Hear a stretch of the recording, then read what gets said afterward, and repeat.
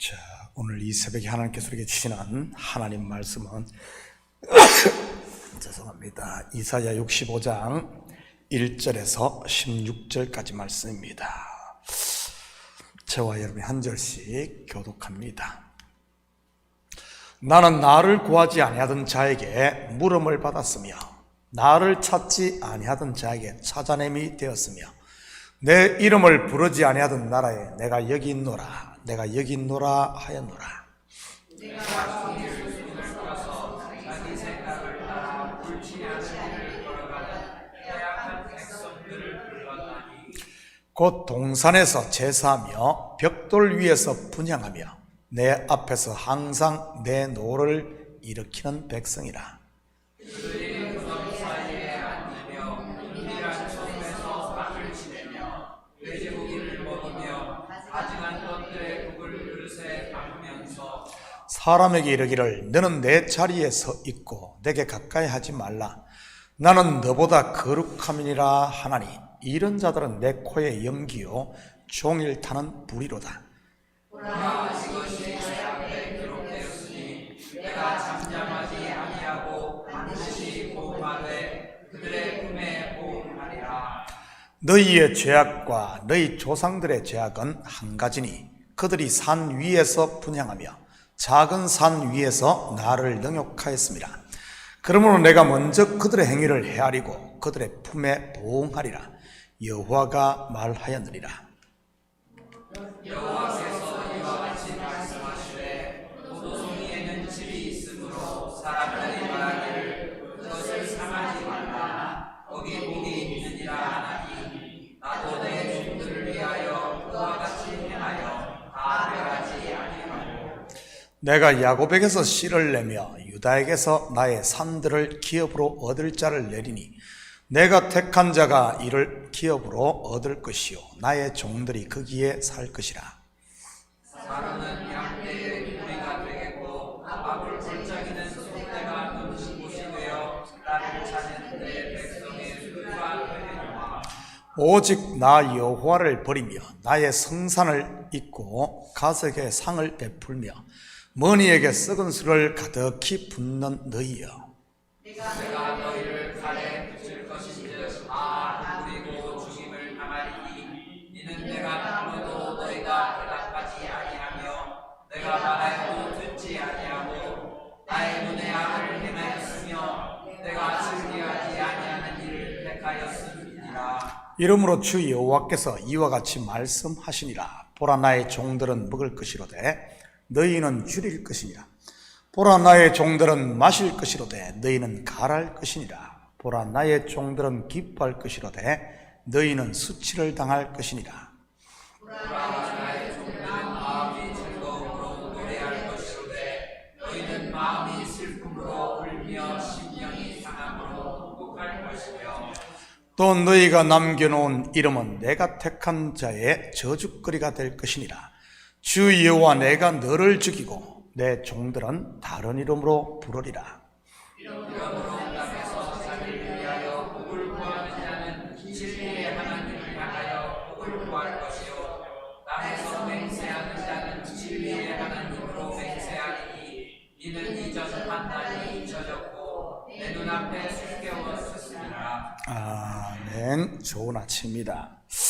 중국의 춘추시대 오나라의 손무가 쓴 손자병법에 보면 지피지기 백전불태라는 말이 나옵니다. 나를 알고 적을 알면 100번 싸워도 위태롭지 않다는 말입니다. 그런데 안타깝게도 사람은 자기를 제일 모르는 것 같습니다. 여러분은 여러분 자신을 얼마나 알고 있습니까? 여러분, 나를 어떻게 알 수 있죠? 내가 생각하는 나, 내가 바라본 내가 진짜 나일까요?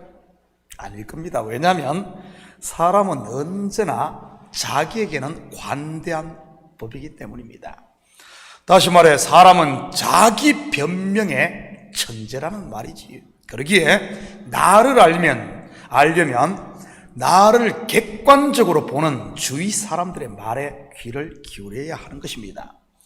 그리고 나를 알 수 있는 것은 내 주위의 사람들을 보면 알 수 있는 것이지요. 사람은 끼리끼리 모이는 법이니까요.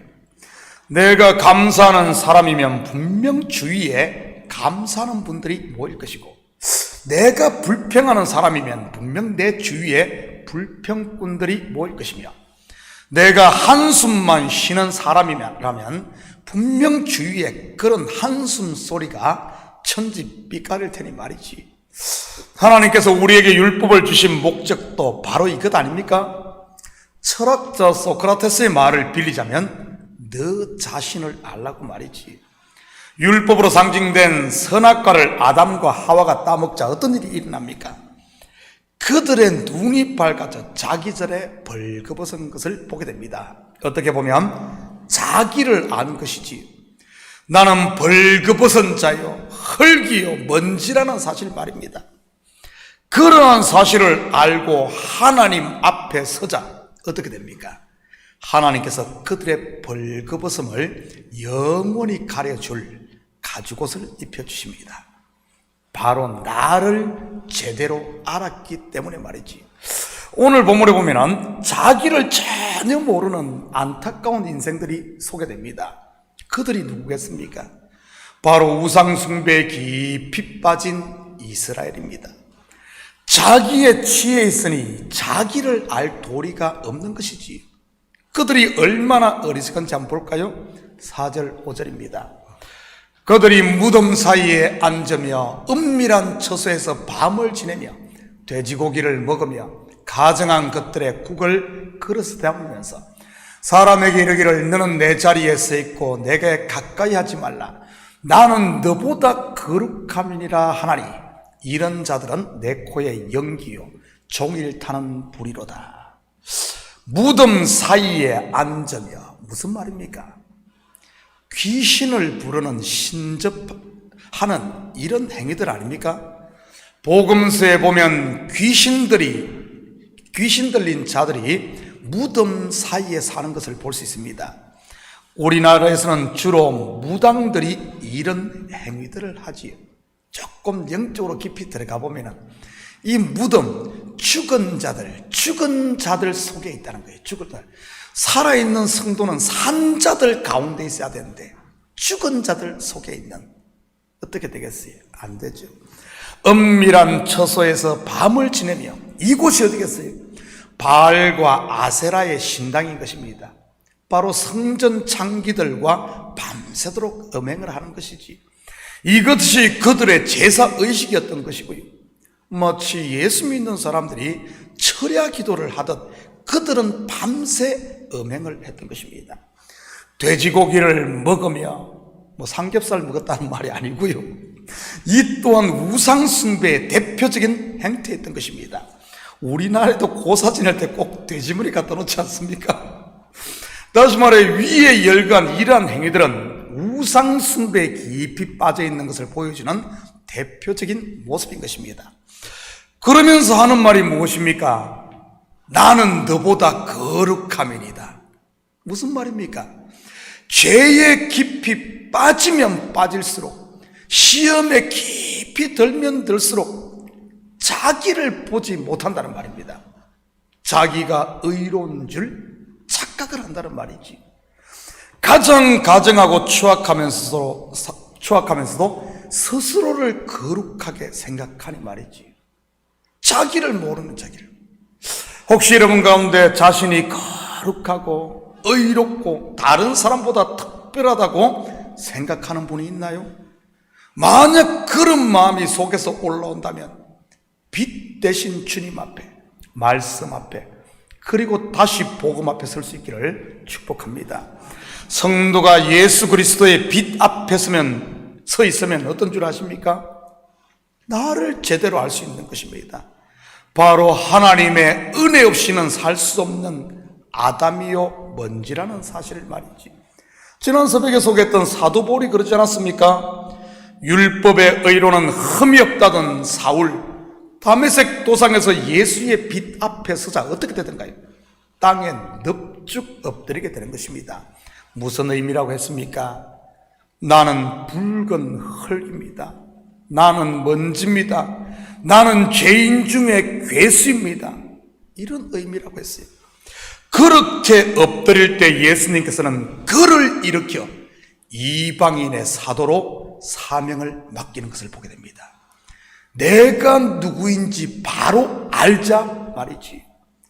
그런데 하나님의 백성 이스라엘은 어땠습니까? 자기를 전혀 알지 못했던 것입니다. 그런 어리석은 인생들, 이런 자들은 내 코의 연기요. 무슨 말이죠? 여러분, 코에서 연기가 언제 나옵니까? 담배 피면 나옵니까? 가끔 만화 같은 데 보면 그런 그림이 나오지 않습니까? 여기 이렇게 나오는 거잖아요. 코에서 연기가 나는 것 뭐겠어요? 무슨 의미겠어요? 바로 하나님의 진노의 대상이라는 말입니다. 우상숭배에 깊이 빠져 있으면서도 스스로에 대해 착각하고 있으니 아무리 하나님이 돌아오라고 불러도 듣지를 못하는 것이죠. 그러니 오직 한 길, 예수가 아닌 하나님의 진노만 기다리고 있는 것이고요. 종일 타는 불이로다. 바로 심판의 불만이 그들을 기다리고 있다는 말입니다. 6절입니다.